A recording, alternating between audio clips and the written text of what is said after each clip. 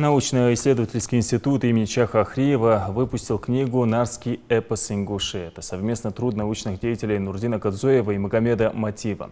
В издание включены тексты на ингушском языке, 149 ингушских сказаний о нартах, которые сопровождаются комментариями, предисловием и переводом на русский язык. Книга предназначена для ученых, аспирантов, студентов и всех, кто интересуется ингушским фольклором.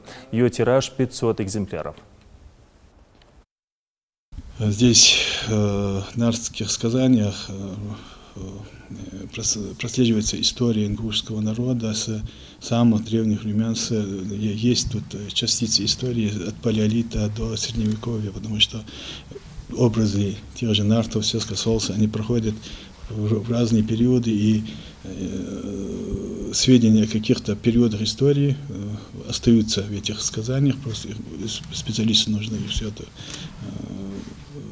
рассматривать внимательно, сказания, и выискивать вот такие реальные знания о тех эпохах, через которые вот я прошел.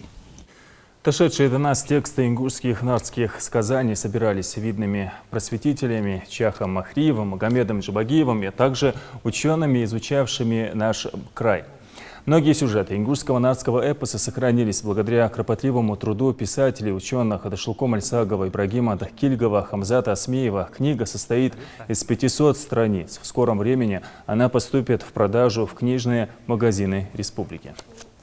Это очень нужная работа для нашей, вообще для ингушеведения, для нартоведения, для нашей истории, потому что впервые нартский эпос, как положено, издан отдельным изданием. 3 года мы готовили его к изданию. Это нам нужно было проверить, потому что были разные издания, и иногда вот эти публикации в разное время, иногда там что-то публикации их меняли.